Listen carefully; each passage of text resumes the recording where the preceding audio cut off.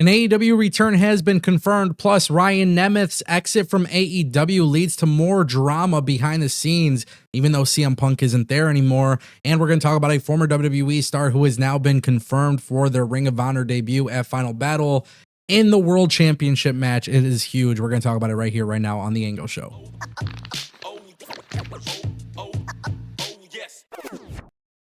Welcome back to TAS. I am super excited about this return. Ladies and gentlemen, Bandito is coming back to AEW. Thank the Lord. AEW teased his return in a really dope vignette last night during Dynamite. I am just super excited about this. First of all, let me just tell you guys, I am somebody that absolutely loves video packages and vignettes. I think AEW and WWE literally do a phenomenal job with creating video packages.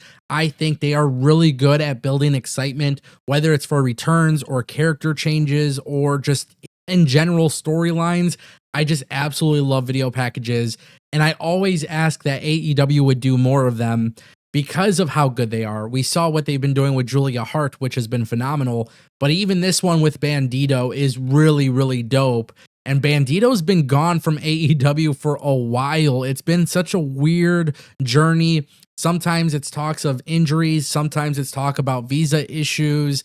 Bandito is literally one of my favorites. I remember when he came to Detroit for a show, like just watching Bandito has been absolutely incredible. And it's so interesting because a lot of time has passed since Bandito has appeared on AEW programming. But with AEW bringing in so many different stars that are really good wrestlers, I really hope AEW figures out a way to utilize Bandito in a way where he's actually perceived as potentially a top star in the upper mid card. And also, I really want AEW to look at some opportunities to monetize Bandito. I think Bandito could sell a lot of merch for AEW. And one of the things too that I don't think gets talked about a lot, but I'm a very big fan of the Continental Classic, and I wish Bandito was participating in it. But when I see Bandito is getting a vignette, that tells me AEW views Bandito as important, right? Perception becomes reality. They're teasing it.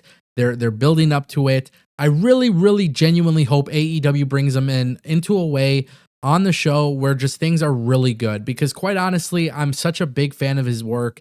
And I think this is one of those guys where, like, when you see they got Commander, sometimes they bring in Vikingo, but when you see like the Speedball Mike Bailey's potentially coming in, when you see Shelton Benjamin going out there and having big matches and great matches, and same with Kyle Fletcher, like I want Bandito to not only just have great matches, but I want to see him go after titles. I want to see him being used appropriately.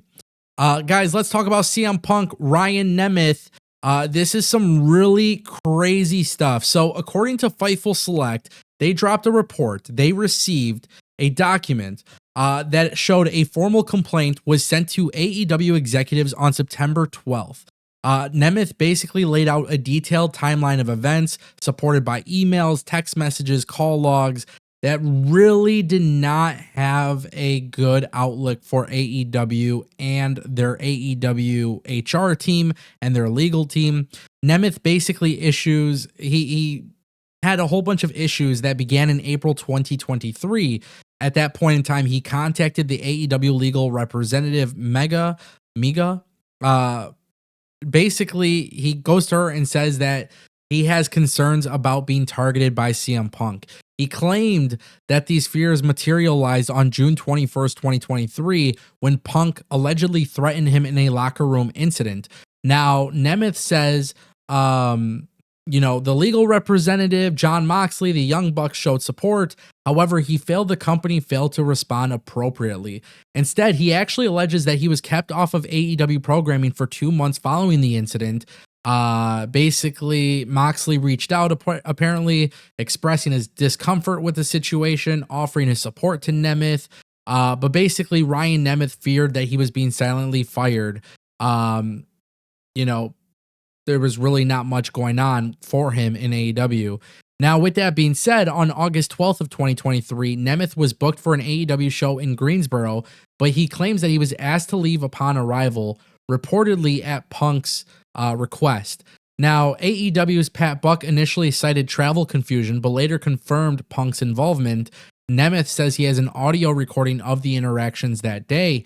Now, he actually came back to AEW on August 16th. This is where things get really interesting because he says he was ordered to verbally antagonize Punk in a live promo. He expressed his concerns to legal and HR, but he felt like no action was taken. This was one of those really, really crazy situations because Nemeth was actually asked to participate in a external investigation regarding Punk's physical altercation with Jack Perry, but he felt like AEW was more focused on determining Punk's future than addressing his grievances. There is just so much to this, guys. I highly advise you to check out Fightful Select's full report. But one of the things that I really, really just want to point out here, communication seems to be an issue within AEW. Historically speaking, this is not the first instance where we've heard of that. I just want people to understand that in order for AEW to be taken seriously, Backstage has to be run smoothly. This is a really unfortunate situation. Ryan Nemeth's exit from AEW was always very quiet. We started seeing him in TNA, but we haven't seen much aside from that. I'm hoping AEW can actually learn from this stuff because it is a big deal. You don't want your HR and your legal department to have these kinds of issues. All right, guys, speaking of AEW ROH, Matt Cardona is headed to Ring of Honor Final Battle.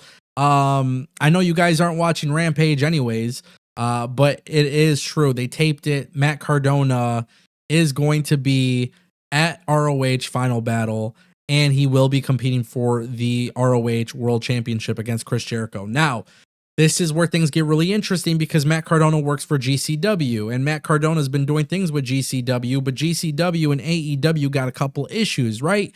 Tony Khan pulled Ricky Starks away from GCW due to Effie's comments. That's what we were all led to believe.